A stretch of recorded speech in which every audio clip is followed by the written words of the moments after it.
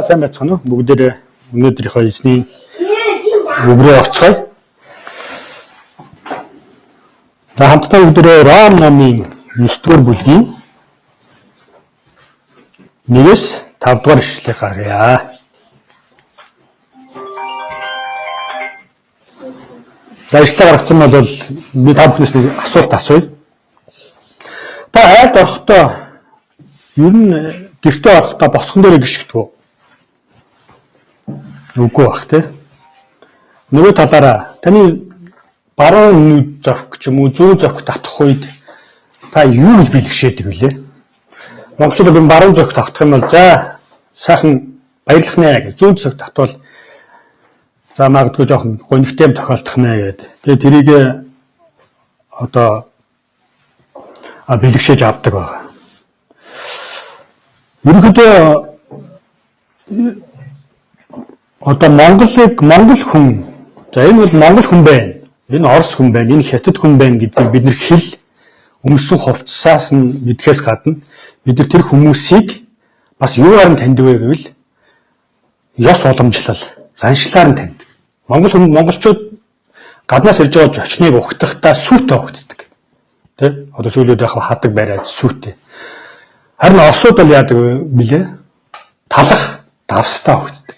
Хятадууд бол ер нь одоо зочдойгоо цайгаар угтдаг, цайтай угтдаг. Японч сайн адилхан. Тэр болгоно цаана утга учиртай. Тэр утга учир тэр зүйл нь хизээ үүсэж одоо яагаад юунаас болж гарсан бэ гэх юм бол тухайн үндэстнүүдийн өөрсдийнх нь уламжлалаас үүсэж гарсан байдаг юм байна. Тэгэхээр Библиэлд ер нь сайн мэдээ анх шинэ гэрээн дээр ингээд үндэстнүүдэд хүрэхдээ нэг зүйлтэй нүүр тулсан байна. Заримдаа бид ингээд ялангуяа шинэ гэрээний үүс номнуудыг унших юм бол хүмүүс ямар нэгэн мод чулууг дахиад шүтж байгаа тийм. Одоо үндэстнүүдэд сайн мэдээ хүргэх үед тэр хүмүүс итгэлгүй хандсан гэдэг. Бид нар уншихдаа энэ одоо яагаад тийм мод чулуугаа өмөрөөд эсвэл энийг ингээд сайн мэдээг эсэргүүцээд ирсэн бэ гэж. Энэний цаад учир нь юу вэ гэвэл энэ бол тухайн үндэстэн өөрсдийнх нь тэр ёс заншил, уламжлал гэдэг зүйл энд бас хамт явж байгаа.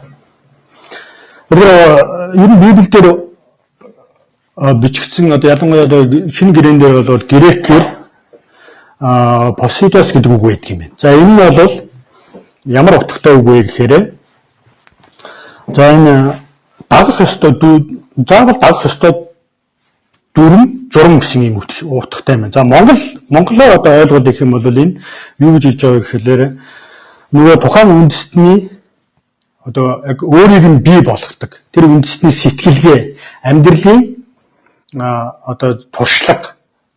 За тэгээд нөгөө талаараа амьдрах хэв маяг энэ болгоныг бий болгодог зүйлийг ерөнхийдөө ёс уламжлал заншил гэж хэлдэг юм байна. За тэгээд хэдүүлээ юу яа? Ром номын 9-р бүлгийн 1-ээс 5-ыг уншия. Тэгэхээр би эндээс уншаад байгаа. Би худал яриаггүй. Христ дотор үннийг хэлж байна. Миний мэс чанар ариун сүнсээр надад гэрчиж байгаачлан зүрхэнд минь маш их уудгар гүнэг, байнгын зовөр байна. Мах биеэрээ миний хамаатан болох ахан дүүсийн төлөө би Христээс салгагдаж өөрөө хараал болох минь гэж хүсэж байлаа. Тэд бол Израильчууд бөгөөд үрчлэл алдар, гэрээнүүд, хуульчлал, мөргөл ба амлалтууд нь тэднийх нь. Эцгүүд ч тэднийх. Христ ч махан биерээ тэднээс гаралтай юм. Тэр бол бүгдийн дээр оршигч, үрд мөнх магтагдах бурхан мөө.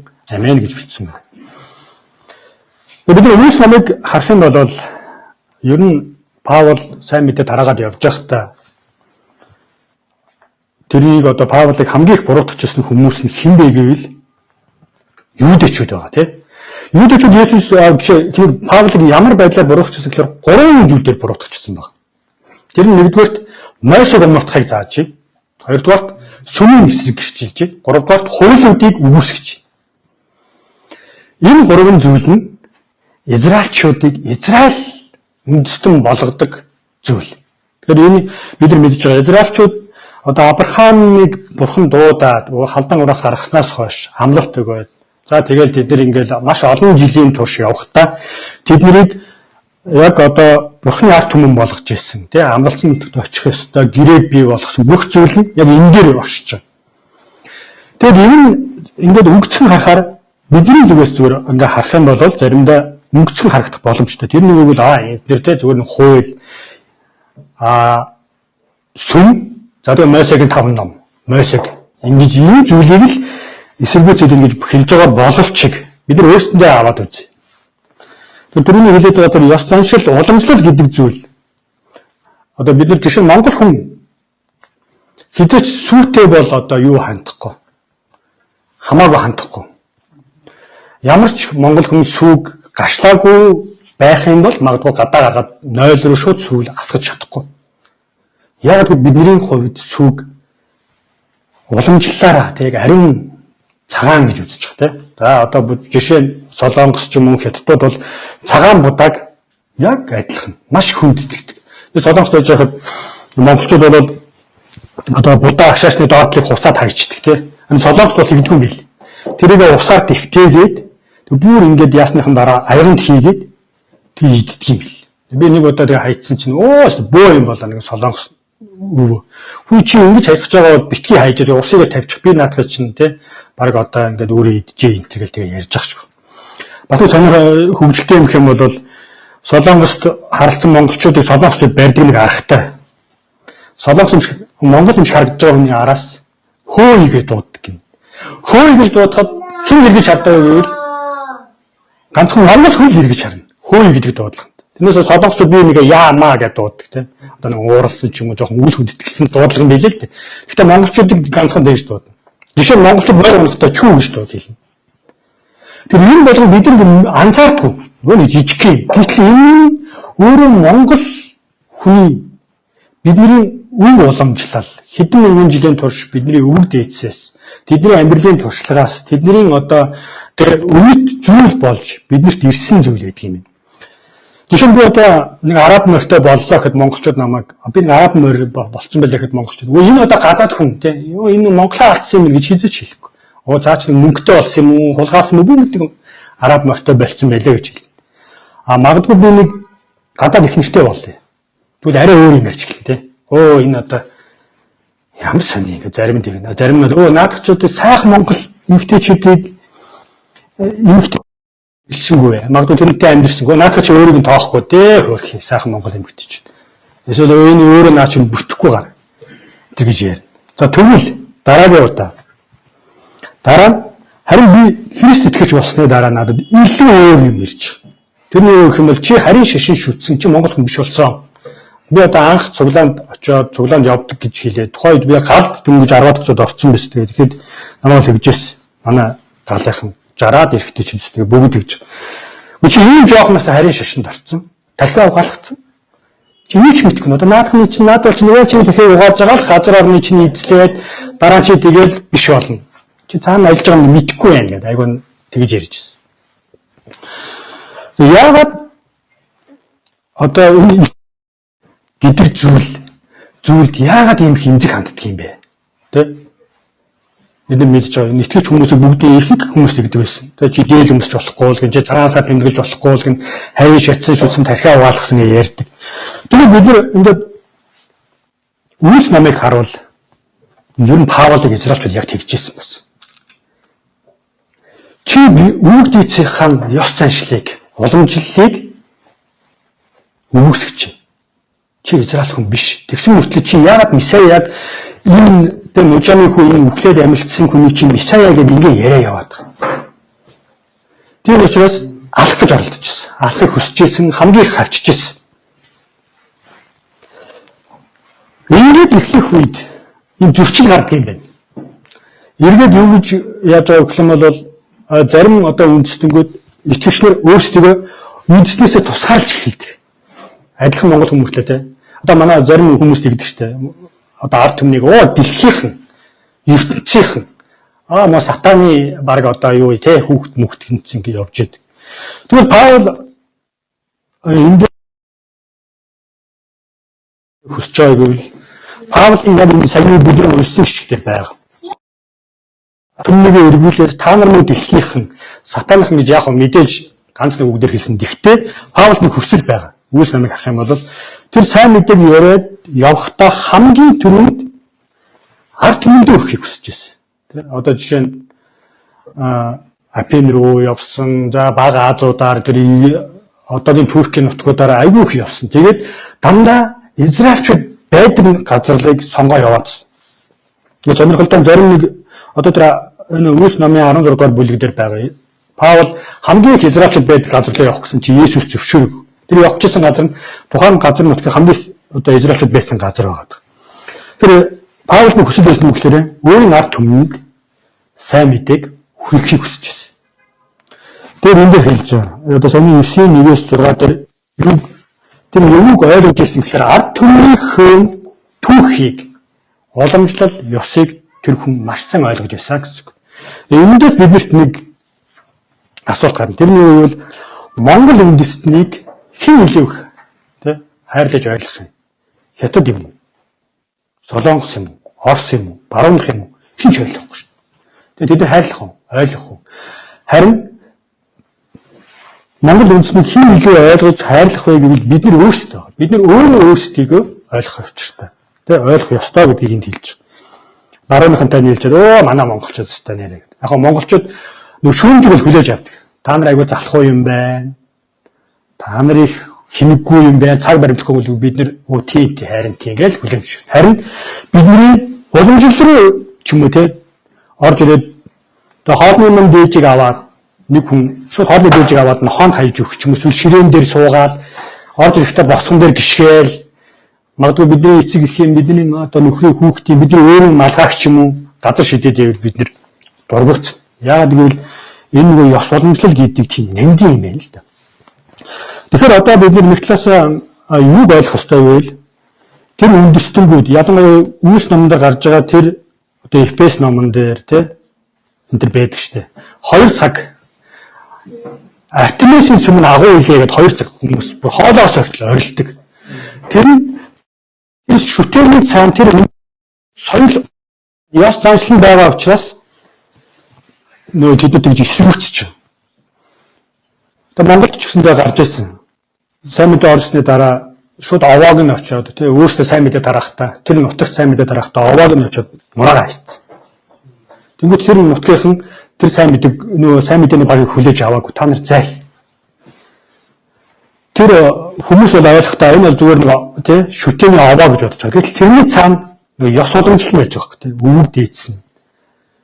Насаараа бид нар өглөө босоход л одоо манай ээж өвөө ч юм уу тий сүүнийхээ дээж өргөд байж. Шөнийн одоо 15-25-нд зулаа өргөдөг. Тийм нэг ёс заншил тэр нь яг ингээд нөгөө өөрийнх нь ээж нь тэрийг just ийм нандин байдаг юм байна л та. Тэгэхээр нэг талаараа ер нь бол энэ Паулын хэлж байгаа нэг санаа юу гэвэл бид шүтгэхийн тулд биш тэр ойлгохын тулд тэрийг бид нар түүх уламжлалаа жоохон уншиж мэдэх хэрэгтэй. Тэ? Шоолоод байхгүй мохор сүсгтэй тийм мангар гэдэг юм байхгүй. Тэгээ нэгдүгээрт бол ёс уламжлалыг бид нар ойлгох ёстой байна гэж энэ дээр ингэж ярьж байна. За хоёрдугаар Үйлс номын төвчгөл хуваалцъя.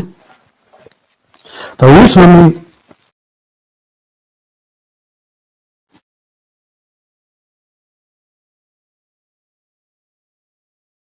за би энэ сонсоод.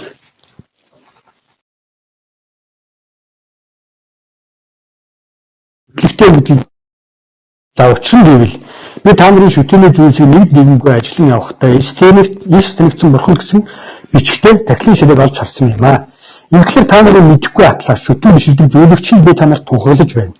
ертөнц хийгээд түнд оршигч бүхний бүтээсэн бурхан бол тэнгэр газрын эзэн мөн учраас гараар бүтээсэн сүмд оршдоггүй. Тэр өөрөө амь амьсгал хийгээд хамаг юмсыг тэр өөртөө үйлчлүүлэхгүй.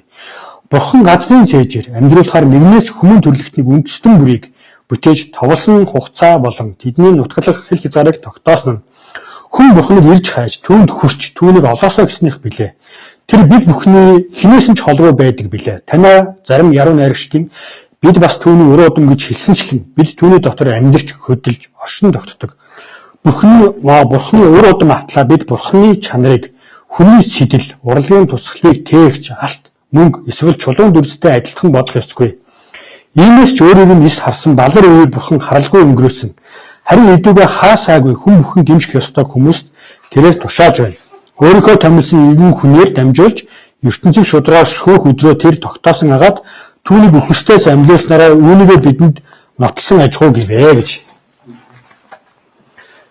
Паулын намлалын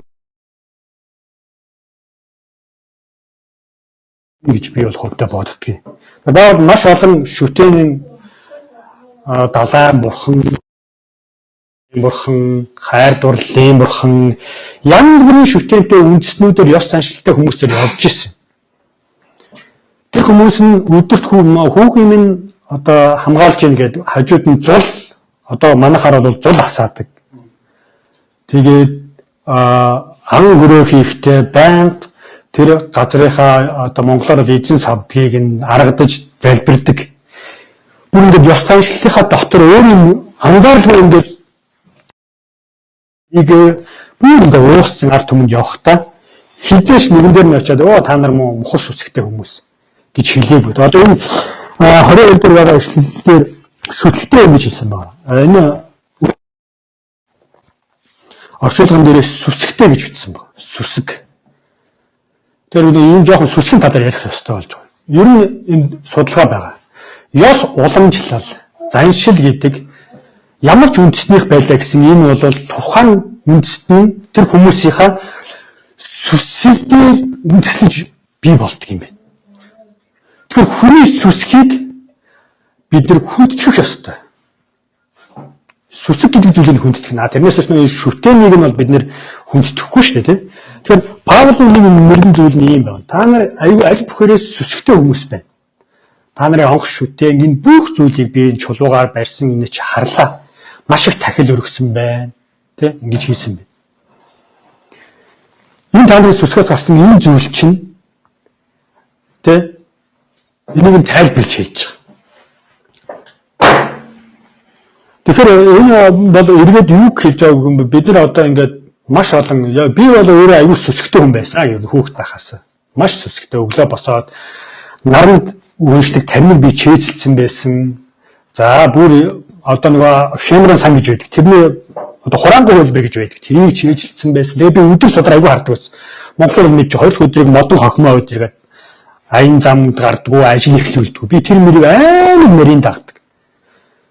Тэгээ тэр битгий хэл би одоо манай дүү анх цуглаанд явж гисэн. Одоо байдаг л да шараад ивэлгээд. Тэр тухайн жисэн. Уу яваад ирэхдээ дандаа айгүй гоё ингээ хоол унд юм хамттай авчирдаг. Тэнгүүт нь бас тэрийг харангуйтаа дүүдээ сав үгүй явуулчих. За чи тараад ирэхдээ манай ах гэртээ ягаа ирч чадахгүй. Манай ахтай хоол өгөөч аваад ирээрэй гэдэг. Эхлээд цуглаа өгөөдсөн. Тэгээ сүүлдээ нүд нөхөө хэлсэн. Яасан гэсэн чинь энэ одоо өгөхгүй ахаа чи өөрөө ирээд аваараа гэж хэлээрэй. Тэгээд би тухайн үед анх тэр цуглаанд ороод сууж. Тэр надад бол яг анх хараад басна нэрээ хүүхнээд хүрээд хүзүүн бах чимчгэлээ гэдэг санагдсан. Нэг ял нэг дуулаад ингээ залбирж ийн гал шалмал дэвсээр араараа гал тий одоо харь хэлээ залбирж ирсэн. Тухайн үед надад бол за би ихтэй тэнэг солиотой галзуу гэх юм уу ястаа нэг монгол зонголоо алдсан баг одоо юу гэдэг юм баг төрөл жанрын тийм хүмүүсийн дунд ороод ирлээ гэж бодоод за бушуухан дуусгаад нэг жоохон хоол аваад би дахиж юусоо хоол моол нэхийг яагаад гэвэл ийм хүмүүсээс би хоол идэггүй. Ийм хүмүүстэй би дахиж харьцахгүй гэж бодчих. Тэгээ миний хувьд Бурхны шүтэн гэдэг бол наранд миний ээжийн өглөө болгон тий сүү цагаа өргөдөг тэр. Би хаяа ганданд очив би ч өөрөө нэг цагаан мингтэй жанраас их шүтэнтэй. Тэр мэрийг одоо хүүхд болно гэж гуйгаад тэр бог зонхын бүх номнуудыг уншаад бүр одоо яг л тийм хүүхдээс гэсэн нэг одоо тийм сүсгтэй хүүхд байсан юм байл л дээ. Тэгээд тийм байсан тэгээ ганданд очиод хаяа зул өргөждөг. За жилийн заслынхаа номыг хийждэг хаяа ажил бүтэхгүй байвал одоо тэгээд нэг хэмрэн яаш өөрөөс баг өөртөө жижигхэн засал хийждэг тийм хүүхд байсан. Тийм ойлголттой хүн надад бол тэднэрт тэдний тэр үйлдэл бол бурхантай харьцаж байгаа биш зүгээр нэг тийм ер нь нэг л өөр тийм хүмүүс санагдчихсэн тийм нэг жоохон шал өөр нэг доод төвшний ч юм уу тэгж ойлгож байна. Тэгээд сүүлдээ яасан гэхээр би за тэндээс хойш нэлээд хэдэн жилийн дараа би зурдаанд очиж тэдний содрыг уншиж үзье. Энэ содор дээр юу бичсэн байдгийг тий. Тэгж л цуглаанд очижсэн. Тэрнээс надад бол тэр зан үйл тэдний тэр итгэл бишрэл цуглааны итгэл бишрэл бол үнэхээр инээдтэй санагдчихсэн. Тэгэхээр энэ яриад байгаа шалтгаан нь сүсэг гэдэг зүйл ямар ч үндэстэнд байдаг. Тэр сүсэг нь юу болж байгаа гэхээр тэр модыг магадгүй тэр далайг тий одоо мэдгүй нөгөө ямар нэгэн зүйлээс ивэлийг, ерөөлийг одоо бид нэр ярьж байгаа ажлыг, авралыг хайдаг юм байна л да. Тэндээсээ цааш өдөр тутмын амьдралд нь бий болдог. Тэрний нэг нь израильчуудын хөвч хүндэх ёслол амралтын өдрийг сахих гэдэг бол тэдний бүр ингээд амьсгалах хагаар идэх хоолн байсан болохоор тэрийг нь үүсгэж байгаа учраас Паулыг чи бол тэг хөх ёстой. Чи бол израиль хүн биш. Чи тэгж амаараа месэ нэг ярих ёсгүй. Тэгээд араас нь хөөцөлтөөл энэ тэнд очиод ямар нэг бүр алхаа тэрнийг өгөхөөс нааш бид нэр тэг алхаас нааш зогсохгүй гэсэн тамар өргөсөн тийм израильчууд ч байжсэн. Тэгээд яг энэ сүсгийн талаар ингэж ярьж байлаа. Одоо юун дээр бол юм судалгаа байна л да. Тэр нь юу гэвэл хүнд мэдээч хэрэг логик оюун байдаг биднэрт тийм. Бүх зүйлийг баримттайгаар нь хотлогоотойгоор хинжиж болохоор тэр логик оюун маань боловсрч сурдаг юм байна. Жишээ нь математикийг одоо тий одон орон юу гэдгийг гүн ухааныг нөгөө талаараа бас нэг зүйл байдаг нь архаик гэдэг оюун байдаг гэж ярьж байна. Тэр бол бүр эртнийг нэ бүр дотоод одоо тэр юутай бас холбогддог юм шиг байгаа. Би бол одоо яг өөрийнхөө ойлгосноо л ярьж байна. Нөгөө далд ухамсарын тэрийн бас нэг хэсэг ч юм уу тийм зүйл юм шиг. Тэгээ тэнд дээр нөгөө энэ айдас ямар нэгэн зүйлийг зөрсөглөх за бас бэлгэдлийн сэтгэлгээ тэнд байдаг гинэ. Тийм учраас одоо бид нар ингээд харж байгаа тийм. Заримдаа нөгөө фэйсбүүкээр нэг юунууд явуулж байдаг шүү дээ постууд. Бидний төрийнхөндөө найдсан байсан чинь нөгөөдөл чи ууланд найдсан. Ууланд очиод уул дахиад сууждаг. Одоо Монголд бол 5 орчим төрийн тагтаа уул байна. Тэгтэл нөгөө Харвард төгссөн, Оксфорд төгссөн, нөгөө мундаг тийм хуульч, доктор, одоо ямар нэгэн зэрэг дэвтэй хүмүүс тэнд очичихсон. Дахил өргөцсөн ингээд сууждаг. Тэгээ энийг нөгөө сүсэг талаас нь тайлбархаас аргагүй болчих.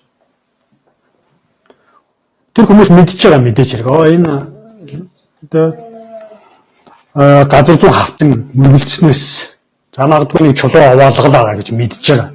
Логик сэтгэлээр гэхдээ тэр сүсэг нь энэ цаана миний имэх ёстой. Миний өвөг дээдсээс миний одоо эцэг өвгдөөс уламжилж ирсэн.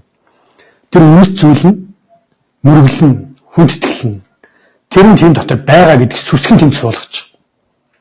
Жолин сүрэн сайдыг бас сайхан тэгсэн тийм нөгөө цахилгаан станцыг засгажсэн ч өө ламнар аваачаад яасан бөөл мэмэ яваад. Тэр хүн мэдээж хэрэг тэрүүгээр тгээгүй зүгээр тэр хүний сүсгэн юу гэж үзэж байгаа магадгүй тэнд нь юурэл айлтгах одоо ажил үйлс бүтээх тийм юурэл юм нэг тийм хүлэн тавилсан баг.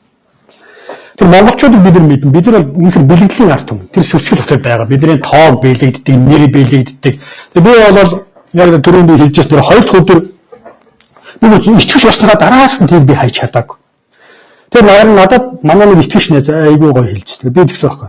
За хоёулаа нэг сайн мэдээд явах гэсэн юм аа чаавас. Хоёр дахь өдөр бол яг хоёул явахаар хараад. Тэгээ би өөрөө мэдлгүй гэж байгаа байхгүй. Өөрөө мэдлгүй. Үш хоёр дахь өдөр хоёулаа гармаар байна. Яасан гэдгийгс. Нүд хэлж чадахгүй. Тэгтээ миний доктор байгаад байгаа. Тэгсэн чинь нөөж гэж байгаа. Чи эхлэн намайг уншаад үзтээ. Хоёр дахь өдөр бүхэн юу бүтээлээ? Гэрлийг бүтээсэн. Чи тэр утгаар нь хараач. Тэгээд би ихэд яг төгж хүлээлгэж байгаа. Дараа нь модон охин гэдэг мартаад тэгээд нэг хэсэгтээ бол за яг хоёр дахь өдрийн хийхдээ өнөөдөр тийм өдөр биш. Өнөөдрийн эзэн тэг нар сар гэрлийг бүтээсэн өдөр биш. Энэ ерөөлийн өдөр энэ яг өөртөө ингэж одоо тий. Тэгэхээр Паулийн хувьд энийг хэлж байгаа шалтгаан одоо энэ та нар ёс уламжлалаа нэг эргээд хараачаа гэж хэлж байгаа хүмүүст. Яг нь мэдээж олон жил та нар шүтсэн байж болно. Маш их зүсгээр энийг бий болгосон. Тэ? Гэхдээ эн чинь чамд юу өгсөн юм бэ? Мэдээж бидний Монголын маш сайхан одоо авч болохоор олон одоо уламжлал ёс заншил байдаг. Гэхдээ үнэхээр мухар харанхуй маш олон юм байдаг шүү дээ. За жишээ нь тэр 20-ад оны үед бол Оросын эрдэмтдийн юу гэж дүгнсэн гэхээр за энэ ард түмэн чинь усан дотгүй юм байна. Яагаад гэвэл тэд ч өөрсдөө те усан ахаар яадаг гэвэл буян хэлсэн гэж үздэг. Тэгээд зураг авахулж чаддгүй. Зураг авахулгад нас богисон. Тэгээд одоо нөгөө өшөөч юу вэ? Тэгээ эмэгтэй хүн төрсний дараа одоо эмэгтэйний саврын 7 бозор шигчдэг. Нөгөө нохон баас малын сангас мангас. Тэнгүүд төлөлт байхгүй болсон. Тэр ажил гэх юм бол нөгөө буддын бас нэг тийм сонин ойлголт байдаг. Одоо манай нөгөө буддын бас гаж гэмээр юм уу яг буддын сургаалаасаа бүр жоохон гажирцсан нэг одоо юу байгаа шүү дээ. Тэрний ч ойлголтоор болохоор төрөлт байхгүй болж хүн төрөхөө болж иж дахиж төрөл авахаа болж иж энэ амьдралын зовлон дууснаа гэсэн нэг тийм ойлголтоос үүдэлт. Тэгээ тэрнээс болоод нөгөө бүгд юм халдварт өвчин ихтэй нэг цаараа усан дахгүй юм чи тэ бөөс мөөс одоо тэр янз янз юм байсан.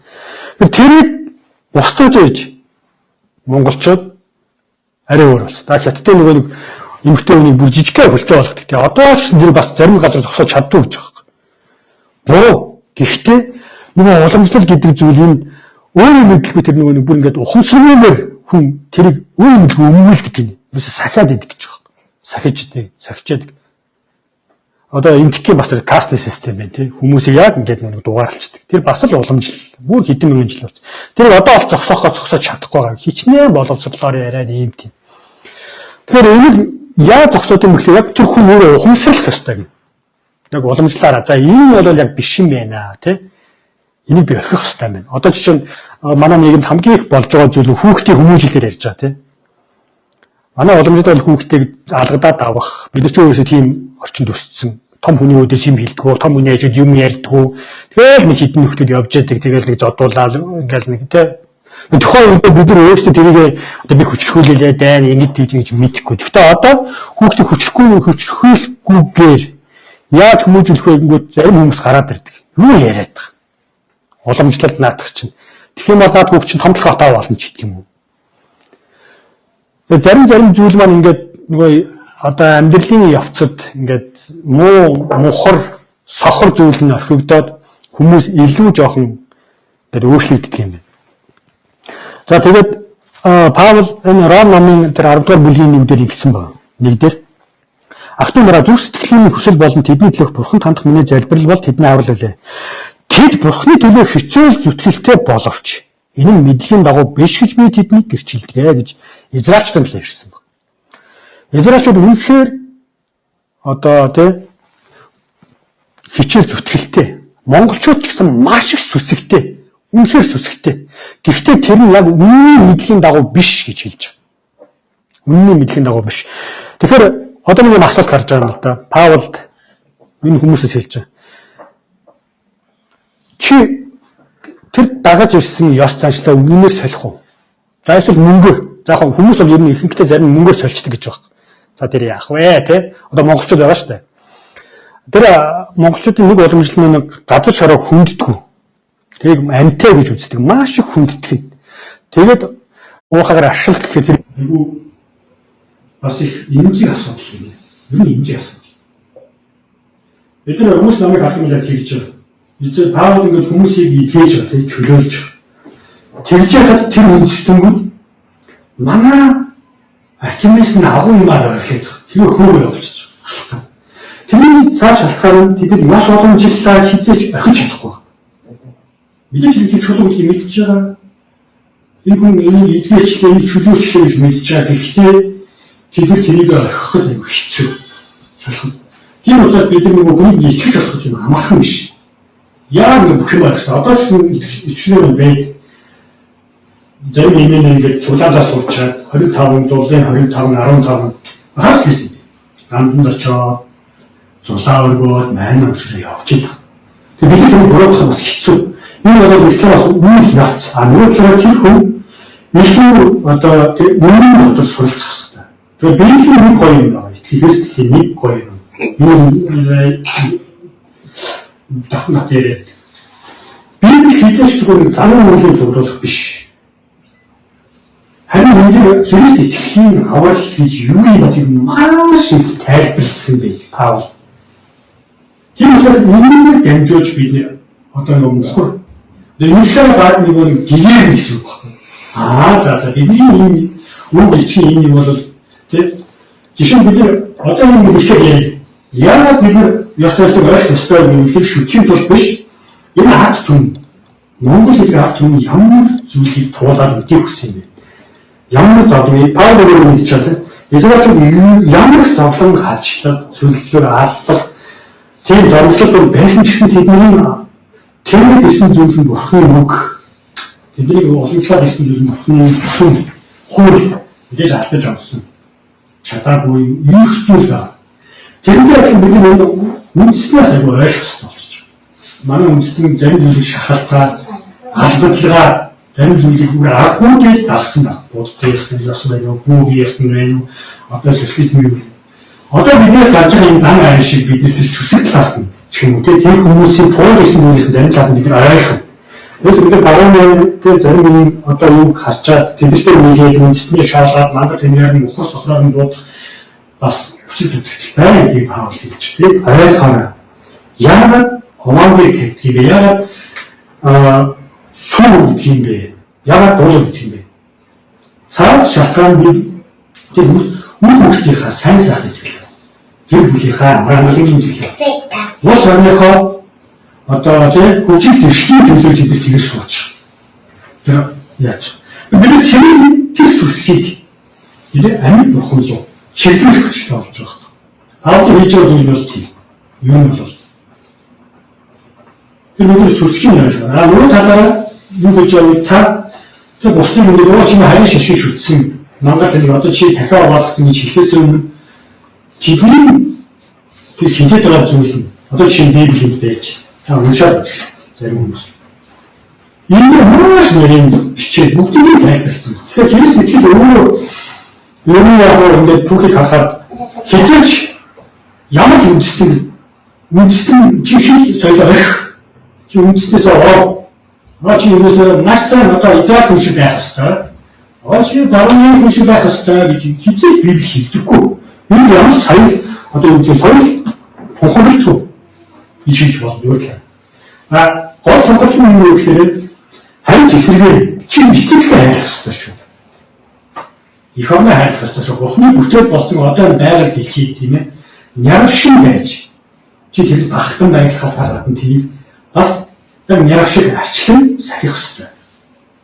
Тэр чинь хэлээр батаа хэлхэн тэр тийм юус ярьдаг. Харин өмнө нь гол ярьж байгаа юм хэлж чи Бурхны хүүхэд болох юм байна. Чиний ямар үндэслэл хамаагүй. Чиний ямар хүн хамаагүй. Гол нь чи амьд Бурхантай харьцаж тэрний хүүхэд болох тийм зүйлийг ярьж байгаа. Тэгэхээр яг өнөөдрийн миний зүгээр энэ мэдээж энэ одоо уламжлал соёл гэдэг бол асар том гүнзгий сэдв ихтэй өөрийнхөө зүгээс ойлгосон зүйл. Паулийн хэлсэн санаа юу вэ? Нэгдүгээр чи үндэстнийхээ соёл уламжлалыг маш сайн ойлгох ёстой шүү. Уурчиж шоолж тэхээсээ их яагаад юм бэ? Нөгөө талаараа өөрөөр шүтэж дараад ирсэн тэр уламжлалыг соёлыг эргээд нь хараач хараарай гэж хэлж. За тэр хамтдаа бүгдээ нэснийг зэрэгсээ бид хавхны Паул сэтгэлтэй байгаасаа гэж энэ ч бас тийм хүсэж байгаа. Аль болохоор магадгүй хүмүүс асуу та Монголын ус очиж уншсан. Юу уншаад үзье. Монголын уламжлалын талаар, соёл уламжлалын талаар их баг тайлбар номууд байгаа уншаад үзье. Тэр үйлчлэлээр бас өөрийнхөө соёл уламжлалын тэр мухар сохор зүйлтэй одоо тэр хүлээн зөвшөөрөө тэрнтэй мөр тулаа. Энэ сайн мэдээ хаан чи шатан байна гэж хэлсэн баг. Таны тэр чи шатан байна.